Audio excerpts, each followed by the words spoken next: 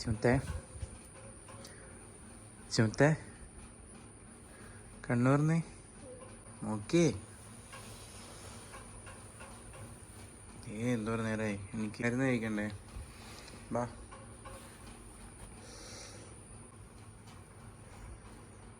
ചുമത്തേ നീക്കേ ബാ.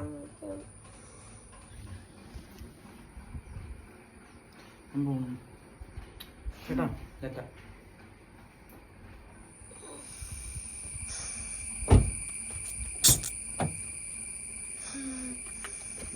എനിക്ക് പറഞ്ഞൊക്കെ ചെയ്യ്.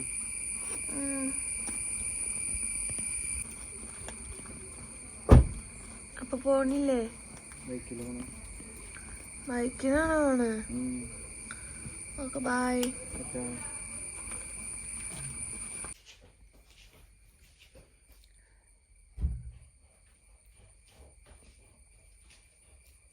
നമ്മളങ്ങനെ എണീറ്റ് ഫ്രഷൊക്കെ ആയി.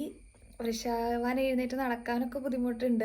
എല്ലാം മമ്മി ഇങ്ങനെ എടുത്ത് വെച്ച് തന്ന് അല്ലെങ്കിൽ ചെയ്യാനുള്ള സമയത്ത് ഇങ്ങനെ എടുത്ത് തന്നിട്ടാണ് ചെയ്തുകൊണ്ടിരിക്കുന്നത്. അപ്പം എന്താ പറ്റിയെന്നുള്ളത് ഞാൻ വഴിയെ നിങ്ങളുടെ അടുത്ത് പറയാം കേട്ടോ. അപ്പോൾ നമുക്ക് കുറച്ച് വർക്കുകൾ പെൻഡിങ് ഉണ്ട്. അപ്പോൾ മെയിനായിട്ട് ഇന്നത്തെ ഡേ ഇൻ മൈ ലൈഫിൽ ഇതാ ഇവിടെ നമ്മുടെ പെൻഡിങ് വർക്ക്സൊക്കെ കുറച്ച് തീർക്കാനുണ്ട്. അത് ഇരിക്കുന്ന സമയത്തൊക്കെയാണ് എൻ്റെ മെയിൻ ഇപ്പം ഇങ്ങനത്തെ ഉള്ള പരിപാടികളൊക്കെ തീർക്കാനുള്ളത്.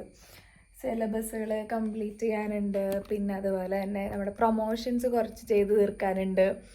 അപ്പം അതിൻ്റെയൊക്കെ കണ്ടൻറ് ക്രിയേഷനും അങ്ങനെയുള്ള പരിപാടികളൊക്കെ. അപ്പം അത് ചെയ്ത് തീർക്കണം. അപ്പം അതിനിടയിൽ അനു വിളിച്ചിട്ടുണ്ടായി, അനു വരുന്നുണ്ട് എന്നൊക്കെ പറയുന്നുണ്ട് കേട്ടോ. അതങ്ങനെ വേഗത്തിന്ന് വന്നിട്ടാ പോയ ആളൊക്കെ. നമ്മൾ ഈ വയ്യാണ്ടൊക്കെ ഇരിക്കുന്ന ടൈമിൽ ഈ ആൻറ്റിബയോട്ടിക്സ് ഒക്കെ കഴിക്കുന്ന ടൈമിൽ ഞാൻ എപ്പോഴും ശ്രദ്ധിച്ചിട്ടിങ്ങനെ അവൻ്റെ തുമ്പത്തിങ്ങനെ കുഞ്ഞു കുഞ്ഞു കുഞ്ഞു കുരുക്കളൊക്കെ വരാം, അതിൻ്റെ സൈഡ് എഫക്ട്സ് ഒക്കെ ആയിട്ട്. അപ്പം അത് എനിക്കിപ്പോൾ ഉള്ളതുകൊണ്ട് ഫുഡ് കഴിക്കാനൊക്കെ ആയിട്ട് ചെറിയ ചെറിയ ബുദ്ധിമുട്ടുകൾ ഇപ്പം ഈ കുറച്ചിടയായിട്ട് ഉണ്ട് കേട്ടോ. എന്താ നേരത്തെ പോന്നെ?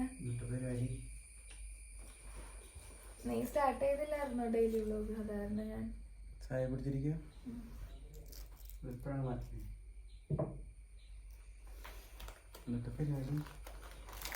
സിലബസ് കംപ്ലീറ്റ് ചെയ്യണം.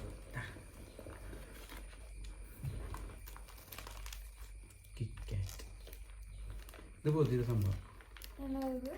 ഇത് പ്ലം കേക്ക്. ഞാൻ ആദ്യമായിട്ട് കാണാം. റെഡി കൊള്ളാലോ.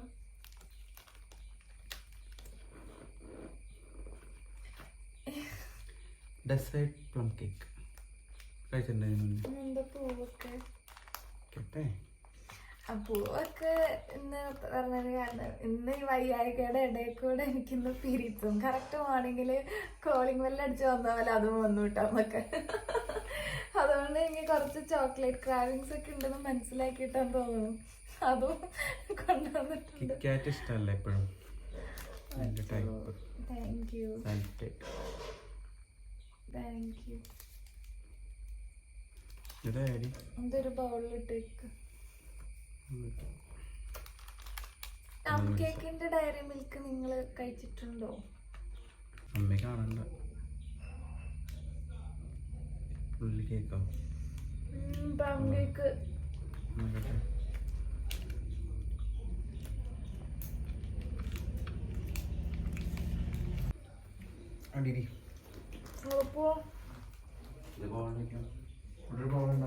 ഇപ്പൊ എല്ലാരും ശരിക്കും എനിക്ക് എന്താ വാവു വന്നേന്ന് അത് പറഞ്ഞിട്ടില്ല ഇവിടെ ആരുടെ അടുത്തും. നമുക്ക് പറയണ്ടേ? നാക്കിൽ കുരു അങ്ങനെ കഴിക്കാനും പറ്റൂല.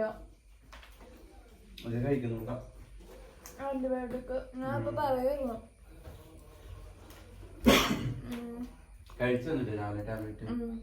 പനിയും വന്ന് അതിന്റെ ഇടയില് ഹൈ ഫീവറും. അത് കഴിച്ചില്ല. പിന്നെ ഇത് കഴിച്ചേ പോയപ്പോ ഇത് കഴിക്കാൻ പറഞ്ഞിട്ടല്ലേ ഇത് പോയത്? മമ്മി അടുത്ത് തന്നെ ഇത് ആദ്യമേ കഴിക്കാൻ ഞാൻ പറഞ്ഞു. അതാ ഞാൻ അന്നേരം അവിടെ വിളിച്ചത്. അത് കഴിച്ചോന്ന് ചോദിച്ചിട്ടുണ്ട്. കൊള്ളാം.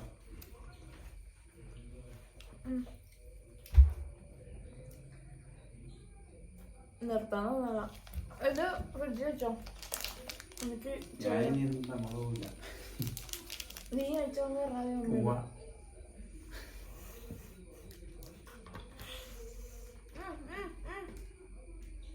ആ ബോക്സിൽ ഇട്ട് വെച്ചോ. ഇവിടെ അപ്പൊ ഇവിടെ ഞാൻ വയ്യാണ്ടായത് എങ്ങനെയാന്ന് പറയട്ടെ. ഉണ്ടോ? സോ അത് നാക്ക് ഇതുള്ളതുകൊണ്ടാടാ ചെറിയ ചെറിയ ചെറിയ ബുദ്ധിമുട്ടുണ്ട്, കുഞ്ഞു കുഞ്ഞു കുരുക്കളാണ്. പക്ഷെ അത് നമ്മൾ നന്നായിട്ട് ഇറിറ്റേറ്റ് ചെയ്യും. ഇങ്ങനെ ലൈഫിൽ ചിലരൊക്കെ ഇറിറ്റേറ്റ് ചെയ്യില്ലേ, അതുപോലെ കുരുവായിട്ട് വന്ന് ഇറിറ്റേറ്റ് ചെയ്യാണ് ഇതൊക്കെ. സോ നമ്മളുടെ ബർത്ത്ഡേ വ്ളോഗിന് ശേഷം നമുക്കിപ്പോൾ ഒരു 9-10 ദിവസമായി. അപ്പം അതിൻ്റെ ഇടയിൽ കുറച്ച് സംഭവ വികാസങ്ങളൊക്കെ ആയിരുന്നു. വേറെ ഒന്നുമല്ല, എനിക്കിങ്ങനെ കുറച്ചിങ്ങനെ വർക്ക് പ്രഷറും വർക്കിൻ്റെ സ്ട്രെസ്സും മുടി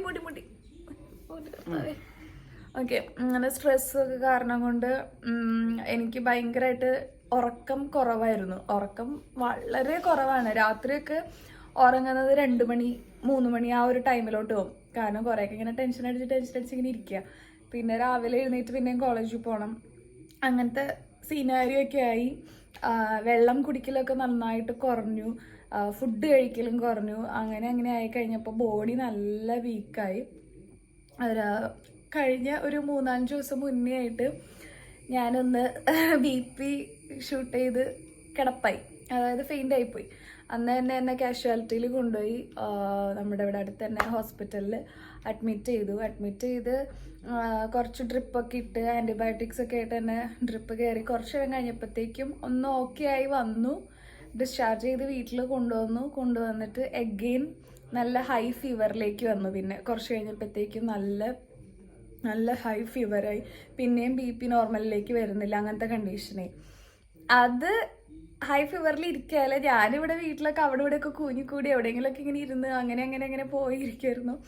ഈ ആള് എവിടെയോ പോയി, ഞാൻ പുറത്തുപോയി തിരിച്ചു വന്ന് വയ്യാണ്ട് അതെ വയ്യാണ്ട് ഇവിടെ കിടക്കുക. അപ്പൊ അന്നേരം ഞാൻ ഒട്ടും പറ്റാണ്ടുള്ള സിറ്റുവേഷനിൽ ഞാൻ എഴുന്നേറ്റ് അവിടേക്ക് പയ്യെ നടന്നു പോവാം എന്നോർത്തിട്ട് ഫ്രണ്ടിൽ പോയി ഇരിക്കാലോന്ന് വിചാരിച്ച് അങ്ങ് പോയത്. അപ്പൊ ആ വണ്ടിയാണെങ്കിൽ അവിടെ കൊണ്ടുവച്ചിട്ട് നല്ല സൈലൻസർ നല്ല ചൂടായിരിക്കുക.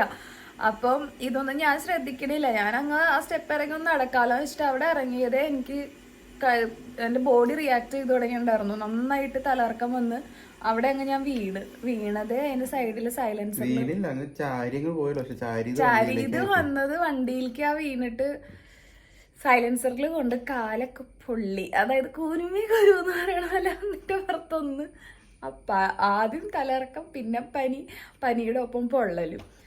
ഓ മൈ ഗോഡ്, എഗെയിൻ ഹോസ്പിറ്റലിൽ പാക്കേജ് ഓഫറിൽ ഞാൻ നേരെ എഗെയിൻ ഹോസ്പിറ്റലൈസ്ഡ് ആയി. അവിടെ പോയി കുറച്ച് ദിവസം എന്ന് വെച്ചാൽ 1-2 ദിവസത്തോളം കിടക്കേണ്ടി വന്നു. കാരണം ഒരു ലെഫ്റ്റ് സൈഡിലെ കാല് എനിക്ക് കംപ്ലീറ്റ് ആയിട്ടും അനക്കാൻ പറ്റാത്ത സിറ്റുവേഷനായി. കാല് അരയ്ക്ക് കീഴ്പോട്ടേക്ക് തളർന്നു പോയ പോലെ പോയി. ഇൻഫെക്ഷൻ കയറി, സൈലൻസറുമൊക്കെ കൊണ്ട് പുള്ളിൻ്റെ ഇൻഫെക്ഷൻ കയറിയിട്ട് ഈ കാല് അനക്കാൻ പറ്റില്ല. നേരെ എഴുന്നേറ്റ് എനിക്ക് നിൽക്കാൻ പറ്റില്ല. കാല് കുത്താനേ ഇല്ല. അത്രയും കരച്ചിലും ബഹളത്തിലേക്ക് വരെ എത്തേണ്ട അവസ്ഥയായി. അതൊക്കെ കഴിഞ്ഞ് ഈ ഒരാഴ്ചത്തെ പാക്കേജ് ഓഫർ എല്ലാം കഴിഞ്ഞ് ഇപ്പോൾ ഒന്ന് പയ്യെ പിടിച്ചൊക്കെ നടക്കാൻ പറ്റുന്ന അവസ്ഥയിലേക്ക് ആയിട്ടുണ്ട് കേട്ടോ. പനിയൊക്കെ ഇപ്പൊ കംപ്ലീറ്റ് മാറി. പക്ഷെ കഴിഞ്ഞ ദിവസമൊക്കെ ഞാനൊന്ന് വണ്ടിയിലൊന്ന് പുറത്തു പോയി അങ്കമാലി വരെ പോയിട്ട് വന്നപ്പോഴത്തേക്കും കാല് അഗെയിൻ നല്ല നീരായി, ഒട്ടും പറ്റാറുണ്ടായി. അഗെയിൻ കാണിച്ചു തരാം നിങ്ങൾക്ക് അവസ്ഥ എന്താത്. ഇതിലിപ്പോൾ അധികം മനസ്സിലാവില്ല. ഇപ്പോൾ കരിഞ്ഞു തുടങ്ങിയത് നല്ല ഇത് കംപ്ലീറ്റും ഭയങ്കര നീരാണ്. ഇത്രയും ഭാഗം നീരായിരുന്നു. ചെറുതായിട്ടൊക്കെ ഒന്ന് വലിഞ്ഞു തുടങ്ങിയിട്ടുണ്ട്. അപ്പോൾ എന്നെ നടത്തിച്ചോണ്ടിരുന്നത് ഈ ആളാണ് കേട്ടോ. അവിടെ ആദ്യമൊക്കെ വിചാരിച്ചു ഇതെന്താണോ ഇങ്ങനെ കിടന്ന് കരയണേ. ഞാൻ ഈ കുഞ്ഞിപ്പിള്ളേരൊക്കെ കിടന്ന് കരയില്ലേ, അമ്മാതിരി കരച്ചിലായിരുന്നു. അപ്പൊ വിചാരിച്ചു ഞാൻ കള്ളത്തരൊക്കെ ഇടയ്ക്ക് വാശി പിടിച്ച് കാണിക്കൂല. അങ്ങനെ വെച്ചിട്ട് നീ ഇങ്ങനെ കരയണ എന്തിനാ, ഹോസ്പിറ്റലിൽ കൊണ്ടുപോവാം അങ്ങനെ ഇങ്ങനെ എന്നൊക്കെ പറഞ്ഞിട്ട് വണ്ടിയിൽ തന്നെ ചീത്ത പറയാം. അത് കഴിഞ്ഞിട്ട് കാലനം കണ്ടായപ്പോഴാണ് ഇവിടെ ടെൻഷനായി തുടങ്ങിയത്. പിന്നെ തന്നെ എടുത്തു കൊണ്ട് നടക്കുന്ന അവസ്ഥയായിരുന്നു. വണ്ടിയുടെ അവിടെ നിന്ന് വരെ എടുത്ത് കയറ്റി കൊണ്ടുവന്ന് ഭയങ്കര എനിക്ക് ആ ഒരു സ്റ്റേജ് ഓർക്കാൻ പറ്റുന്നില്ല എന്നൊക്കെ. സാരല്ല, അത് ഇഞ്ചക്ഷൻ എടുക്കാൻ വേണ്ടിയിട്ട് ഫസ്റ്റ് ചെന്നപ്പോൾ തന്നെ ഇഞ്ചക്ഷൻ എടുക്കാൻ വേണ്ടിയും കയ്യിൽ ട്രിപ്പ് ഇടാൻ വേണ്ടിയിട്ടൊക്കെ നീഡിലെടുക്കുമ്പോൾ തന്നെ അയ്യോ അവിടുന്ന് ഇവിടുന്ന് കൂടി വരും ആൾക്കാര്. അയ്യോ എന്നല്ല, ഞാൻ കരഞ്ഞ കരച്ചില് അയ്യോ ഇങ്ങനെ നേഴ്സൊക്കെ അപ്പുറത്തുനിന്ന് ഓടി വന്നിട്ട് മോളെ ഇഞ്ചക്ഷൻ ആണ് പേടിക്കേണ്ട കാര്യം ഉണ്ടാവൊക്കെ പറഞ്ഞിട്ട് അയ്യോടാ കൊറേ ഐറ്റങ്ങളെയും ബുദ്ധിമുട്ടിച്ചു ഞാൻ. പിന്നെ എന്റെ വേദനയും നല്ല ദുസ്സഹനീയമായ വേദനയായിരുന്നു. കൊറേ നല്ല കണ്ണ് കിട്ടുന്നു പറഞ്ഞിട്ട് അവിടെ നിന്ന് ഇവിടെ നിന്നൊക്കെ എപ്പോഴും ഭയങ്കരണ്ടായിക്കൊണ്ടിരിക്കുകയാണ് ഞാൻ. ഇനി വിച്ച് വേസ് എന്താണ് നമ്മുടെ നെക്സ്റ്റ് പ്ലാൻ ഓഫ് ആക്ഷൻ? അത് എഴുതി ഒരു ഓൾമോസ്റ്റ് കംപ്ലീറ്റ് ആയിട്ടുണ്ട്. ഫുഡ് കഴിച്ചാ? ഇല്ല.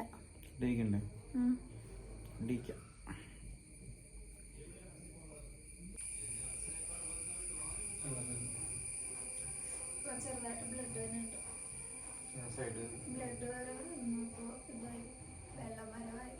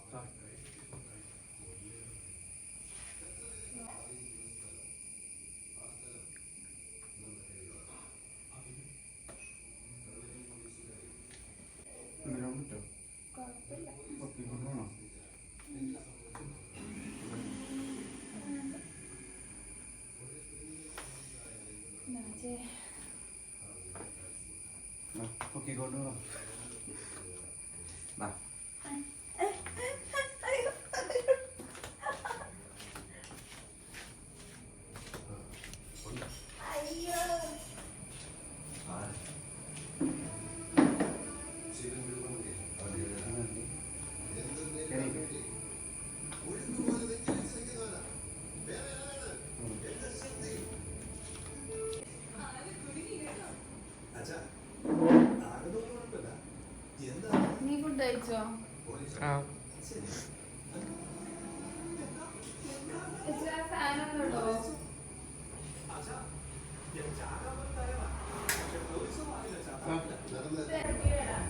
കോഴിയുടെ ചട്ടി വേണമെന്ന്. ചട്ടിയിലിട്ട് ചോറ് തിന്നുന്നത് ഒരു വീക്ക്നെസ് ആണ്. ഇതെന്തോ ഒഴിച്ച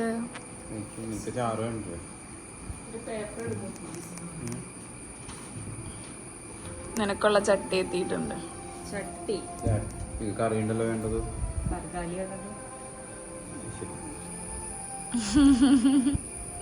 വേണോ? കറിച്ചട്ടി is the secret of my energy അല്ലേ?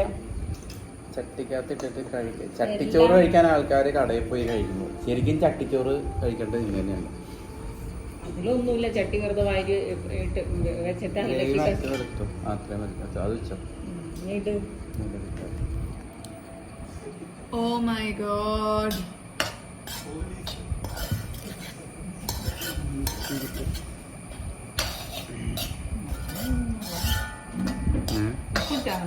ഉപ്പിട്ടു. എന്താണ് അതേ കുഴിച്ചില്ലേ?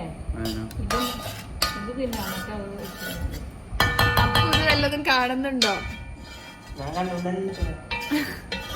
മുടിയിട്ടാറായില്ല. സ്കൂളിൽ നിന്ന് പറഞ്ഞോളൂ.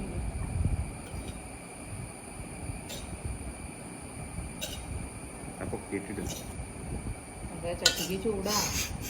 ചട്ടിക്ക് ചൂടാന്നാ കടായി കമത്തി.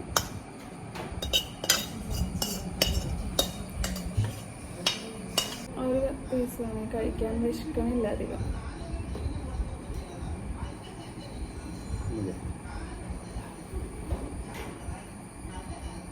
വേണോ ചട്ടിച്ചോറ്? ഇല്ലാണോ?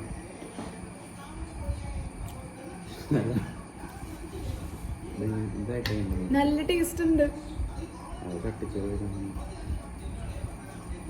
അപ്പൊ ഈ സെയിം ചാറ് ഇതിലേക്ക് ഒഴിക്കുമ്പോ ഇത്രയും ടേസ്റ്റ് ഇല്ലല്ലോ. അതുമില്ല.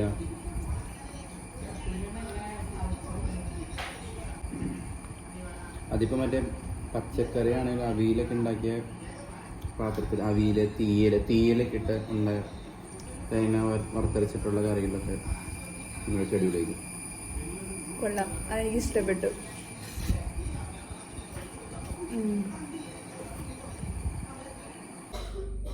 ഒരാളുടെ ഒച്ച കേട്ടോ. മേഡം ഇങ്ങനെയുണ്ട്, നല്ല ഭംഗിയില്ലേ? മേളിക്കോടെ ഹെലികോപ്റ്ററും ഉണ്ട്, ഭയങ്കര സൗണ്ട്. ഡ്യൂട്ടി ഇല്ലേ?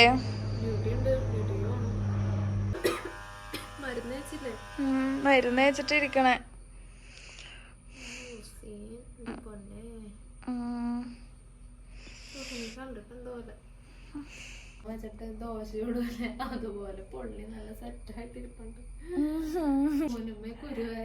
കിടത്തിക്കളഞ്ഞു ഗായ്സ്, എന്നെ കിടത്തിക്കളഞ്ഞു. കാലൊന്നും നിലത്ത് കുത്താൻ പോലും എനിക്ക് പറ്റില്ല.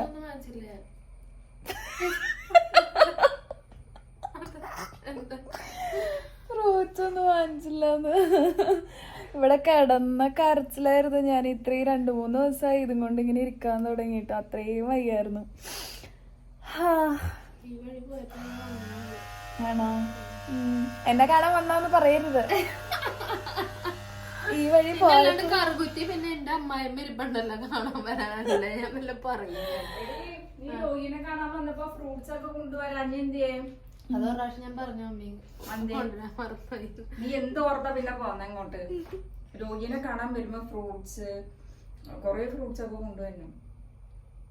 ഓക്കെ, ഞാൻ അടുത്ത പ്രാവശ്യം വരാം മമ്മി. ഫ്രൂട്ട്സ് ഒക്കെ ഫ്രൂട്ട്സ് ഒക്കെ ആയിട്ട് പെട്ടെന്ന് കാര്യത്തിന് വരാൻ പറ്റട്ടെ. ഇതിനല്ല സന്തോഷ വാർത്തക്ക്. അയ്യേ,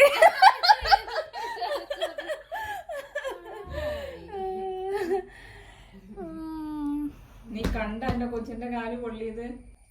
ചോരാനുണ്ട്.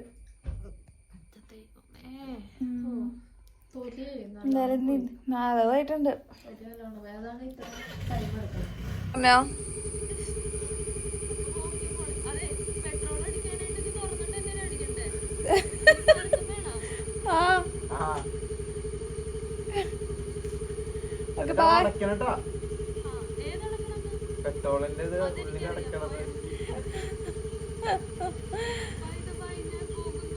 ബൈ.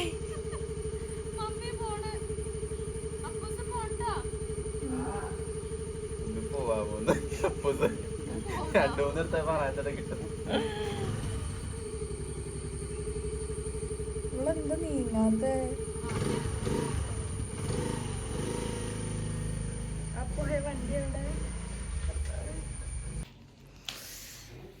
അങ്ങനെ ഹോസ്പിറ്റലും ബസ്സും എല്ലാം കഴിഞ്ഞ് നടക്കാൻ ഇപ്പോഴും ജാണിക്കാൻ പറ്റുന്നു.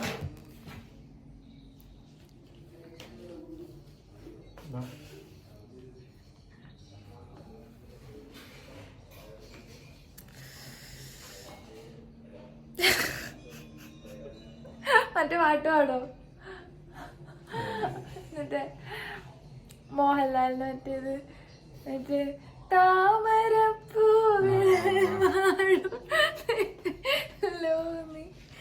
അമ്മീയ വീൽ ചെയർ വേണമെന്നതിന് പറ്റല്ല.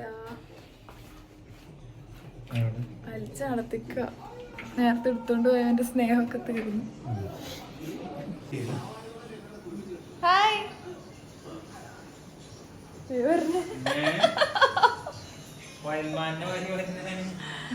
അത് എന്നിട്ട് നീ സ്ട്രെച്ച് ചെയ്യാണോ?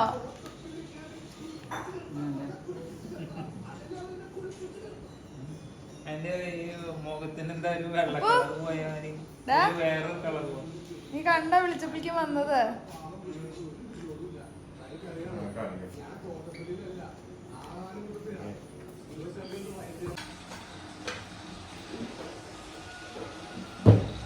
Thank you.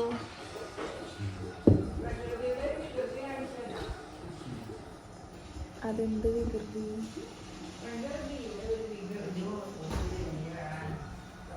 പ്രകൃതിയുടെ ഒരു വികൃതി. എന്താ മാങ്ങയുടെ പോലത്തെ മുട്ട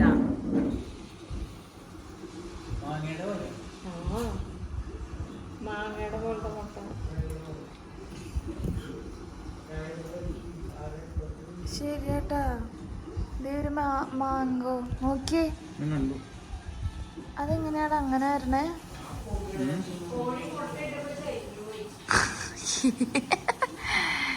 സ്പെഷ്യൽ അവക്കാഡോ ആണോ ഒന്നും? Thank you.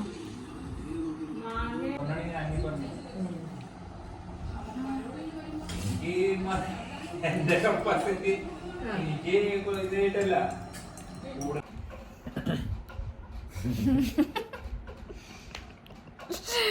Night time conversation ഇരിക്കുന്നതാണിത്.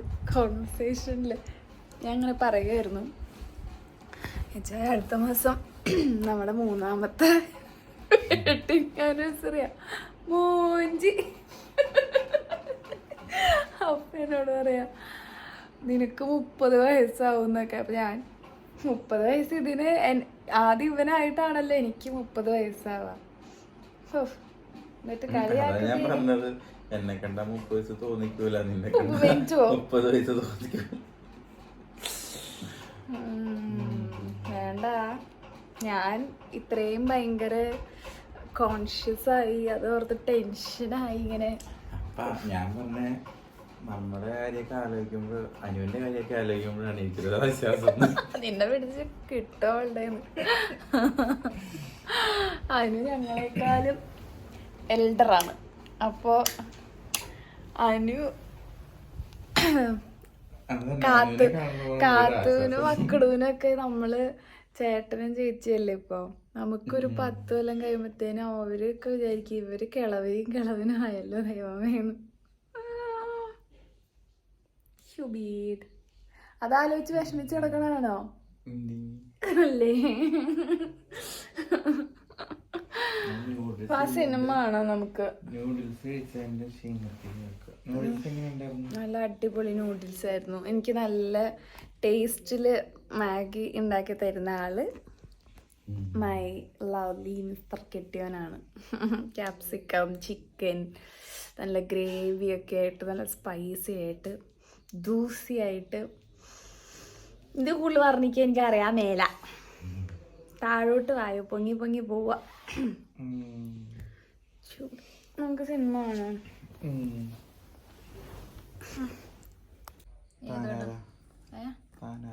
താനാരോ? അങ്ങനെയല്ല എന്നത്. ആവോ, അതേത് സിനിമയാ? ആരുടെ? കൃഷ്ണന്റെ ആണോ? നമ്മുടെ മൂവി എന്തായോ? ടാറ്റ പോയിട്ടുണ്ട്. മരുന്ന് കഴിക്കാം. എടുത്തായോ? വെരി വെരി വേഴ്സ്റ്റ് കണ്ടീഷൻ ആയിരിക്കുന്നു. എനിക്കുള്ള മരുന്ന് എടുത്തോണ്ടിരിക്കുക. എന്തൊക്കെ ചെയ്താലാ ആലോചിച്ചാ? കുഞ്ഞുവാവേനെ നോക്കും പോലെ കൈ പിടിച്ചോണ്ട് നടക്കുക. നീ 2 നേരത്തെ മരുന്നുകൾ നീ കഴിക്കാത്ത ഞാൻ പറഞ്ഞേക്കാം. ഞാൻ ഓക്കെ, ഈ മാസം ഞാൻ കഴിച്ച ആന്റിബയോട്ടിക്കിന്റെ കണക്കെടുത്താൽ ഏറ്റവും കൂടുതൽ കഴിച്ച വ്യക്തിക്കുള്ള അവാർഡ് എനിക്കായിരിക്കും. വെള്ളോ 2 കുപ്പി കുടിച്ചു. ഇടയ്ക്കിടയ്ക്ക്